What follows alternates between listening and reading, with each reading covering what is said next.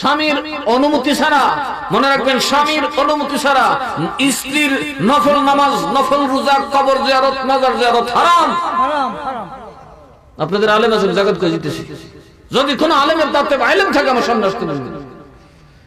আল্লাহ বলেন শোন, আমার নবী বলেন শোন, তোর স্বামী, তুই ফরজ নামাজ পড়ছ, তাহাজ্জুদে দাঁড়াইছ, পড়িস না, তোর স্বামী কইছে আমার ফাও টিপা দে, উযু লাগবো না, গোসলও লাগবো না, খেতার ভিতরে বই ফাও টিপ দে, তাহাজ্জুদের বড় কাম হইব। সুবহানাল্লাহ। এই আসিয়া বিবি নামাজ পড়ে নাই, তার উপর নামাজ ফরজ ছিল না, রোজা রাখে নাই, একমাত্র ফেরাউন নামের স্বামীকে সেবা করে জান্নাতে চলে গেছে। ফেরাউনের মতো, ফেরাউন বালাডা না, কুন্ডা আরো জোরে কোন, ফেরাউনের মতো হুঙ্গারে খেদমত করে বেড়ে বেঁচতেছে। তাহলে আল্লাহ আল্লাহ স্বামীকে সেবা করলে খুঁজিবেন, কথা কয় না, আরো জোরে কয় না। মা বাবার পায়ের নিচে বেহেশত, আর ওই বেহেশতের দরজা হচ্ছে মহিলাদের জন্য তার স্বামী। আমার নবীকে উট সেজদা করতেছে, আমার নবী বললেন আমি যদি সেজদার অনুমতি দিতাম তাহলে বলতাম স্ত্রী যেন তার স্বামীকে সেজদা করে। আর আজকে বেচতে জামাইরে তুই তুহারো করে, কথা কন না, দেখি সব বরবাদ হয়ে যাবে, জান্নাতে যাওয়ার আশা নাই।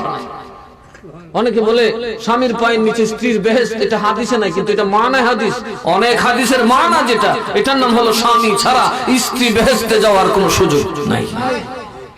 স্বামীর সন্তুষ্টি ছাড়া স্ত্রী বেহেশতে যেতে পারবে? আরো যারা করে যেতে পারবে? একদিনে তো সব বস করতে পারতাম না, যদ্দুর ফারতাছি দিয়ে যেতেছি, বছর একবার আই। কষ্ট হইতেছে না তো আবার আপনার কষ্ট হইতে সমস্যা। এবার আমি যা বলছি তা সমস্ত আলেমরা বলবেন, জান্নাতের কথা, সঠিক কথা। আপনি কোনোভাবেই স্বামীকে অ্যাভয়েড করে কোথাও যেতে পারবেন? এমনকি আপনার উপর ফরজ, একটা ফরজের ওজন অনেক বেশি, কোটি কোটি নফল এক জায়গায় করলো একটা ফরজের সমান হবে না। অথচ আপনি দেখুন আপনার উপর হজ ফরজ, আপনি নারী, আপনার সাথে মুহরিম নেই, হারাম ব্যক্তি নেই, আপনার জন্য আল্লাহ হজ মাফ করে দিয়েছে, লাগবে না তোর হজ। তোর যখন জামাই নেই তোর হজ নেই, তোর যখন ফুট নাই তোর হজ নেই, আল্লাহ বিনা হজ মাফ করে দিয়েছে। সুবহানাল্লাহ। আরে বেটেন দুটো দুটো জায়গায় মেরে না জিগাও না, কই গেছ তো আগে সঙ্গে বাবার বাড়িতে।